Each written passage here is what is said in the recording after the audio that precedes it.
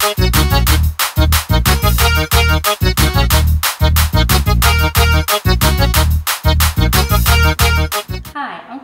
the Woman the World Deserves, and today we're going to go step by step through making a gumbo. First, we have over here the sausage. Now, the sausage is so important in making a good gumbo because I've tried, using like the regular sausage you see in the stores, Hillshire Farm, and it just tastes like hot dogs swimming in the gumbo juice. So you need a real nice Cajun Louisiana sausage if you have access to it. Here I have about 3 cups of cooked chicken already chopped up. I have about 2 cups approximately of shrimp, peeled, deveined.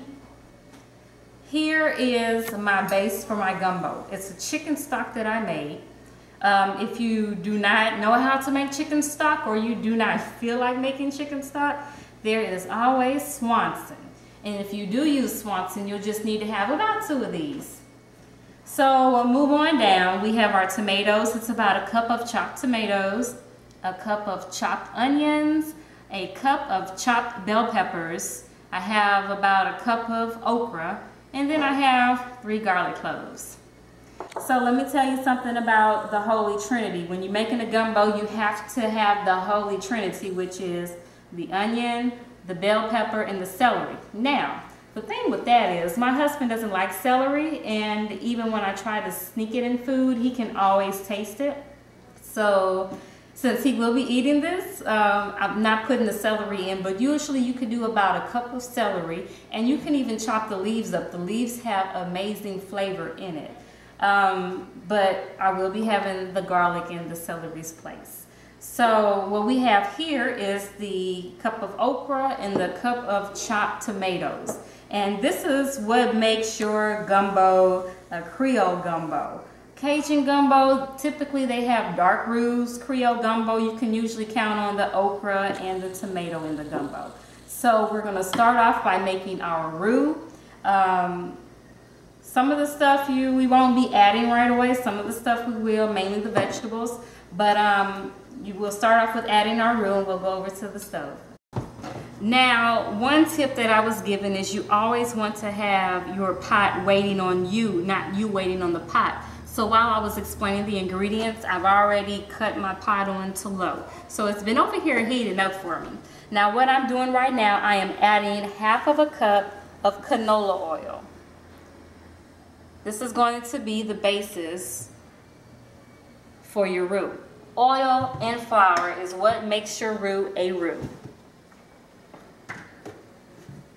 And while that is warming up, I'm going to be getting about 2/3 of a cup of flour. And you just want to kind of sprinkle that in.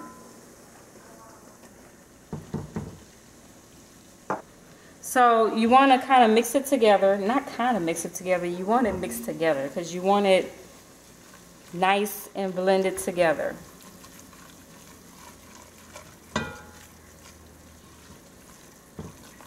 Get all the lumps out as you're stirring it up. Now the roux makes or breaks your gumbo, so you have to baby your roux really. You really have to, keep an eye on it. You got to keep stirring it because you do not want this to burn. Now when you're getting your roux ready, it's sort of a time-consuming process, sort of. You have to baby it, like I said. Once you get the oil and the flour properly mixed, completely mixed, you have to baby it because you don't want it to burn. And if you step out and, go answer the phone or something, that could be the few minutes where there's a burn.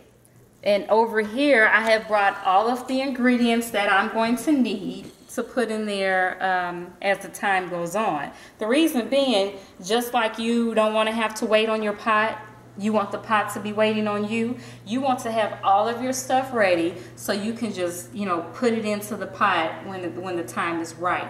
You don't want to have to, start your roux, then, figure out what kind of broth you're going to use and then have to go cut your onions and your bell pepper up. You don't want to do that. All of this needs to be waiting on you. So, when the roux is ready, you won't have far to go. Right now it's like a tannish color, but you want to brown this until it gets to the consistency and the color of peanut butter. Now the roux is starting to darken a little bit, and it's starting to get more of that peanut butter consistency look. Now I know my mom would probably be like, Christy, you let that roux get just a little bit darker, but I kind of, you know, like my gumbo this nice, you know, peanut butter color look. So it's almost time to add the stock. And I'm going to do that. Usually when you're adding, you know, stock to a hot pot, sometimes it'll kind of all the steam, so I'm going to cut the vent on.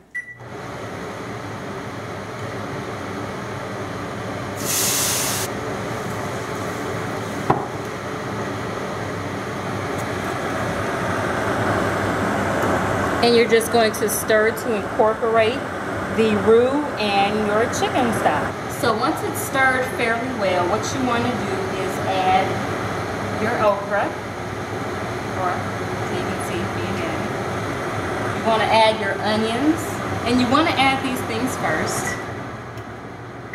You want to add these things first so they can be cooking down, because you don't want a gumbo where you're crunching into a raw onion. You want all of this sweated down into your mixture. And here I am adding my bell pepper.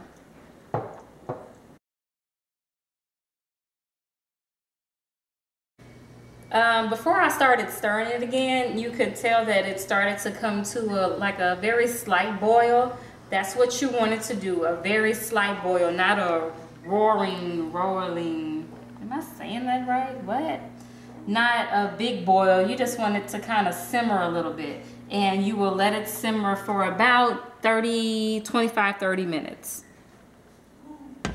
You want to stir it every so often because, you know, there is flour in here, and cooking it down it can stick.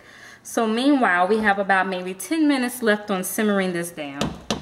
So what I'm going to do is cook down my sausage. Some people do it, some people don't. I just like each side of my sausage kind of caramelized. And remember what I said, you want the pot waiting on you. You do not want to be waiting on the pot. So I'm going to add my sausage.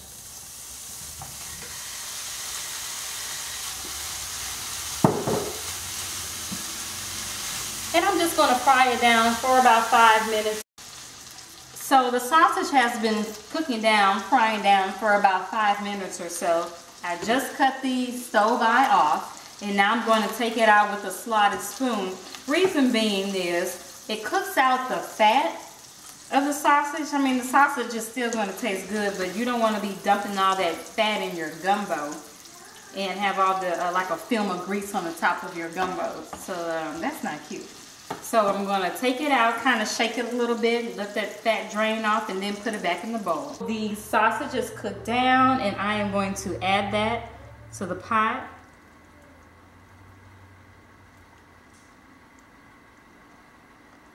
Get it stirred in really good. And now that the sausage is added, I'm going to put my chicken in. Now, at this particular junction, the gumbo has been simmering for about 30 minutes. I cooked down my sausage. My chicken was already cooked. So after about 30 minutes of cooking down, you just add the meat in, except for your shrimp. And the same thing would apply if you were adding oysters in it or crabs or something like that. You always want to add your seafood at the very end.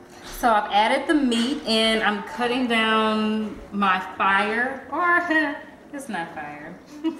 I'm cutting the stove eye down to about medium low, just because I really want it to simmer. The stock is nice and thick from the roux. The meat is incorporated very well. So now it's time to make this taste like something. We gotta add some flavor, y'all. So we're crushing in 3 garlic cloves.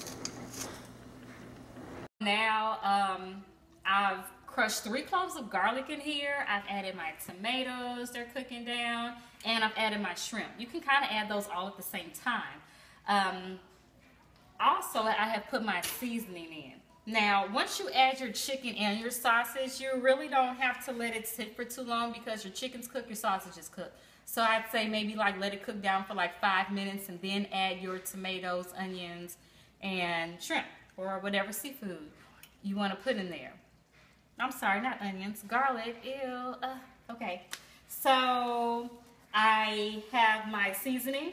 This is gumbo filet. My husband almost had a fit because he thought I wasn't going to put this in there. The thing with filet is you really don't want to put this while you're cooking your gumbo because it will spoil your gumbo quicker. Especially if you leave it sitting like on the stove for people to come back and get a bowl.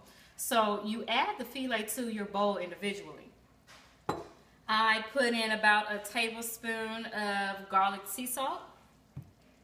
About a tablespoon of lemon pepper. Lemon pepper just kind of adds that little zing of lemon in your food. And Lord have mercy, I have put in 3 tablespoons of Tony Chachere's because you cannot cook a single Louisiana dish without some type of Creole seasoning. So this is what we have in the gumbo pot. It is now simmering, waiting for my shrimp to cook. And once your shrimp become pink, they're done. So I'm going to cut this off and we're going to serve up some gumbo. Never going home, 'cause we love that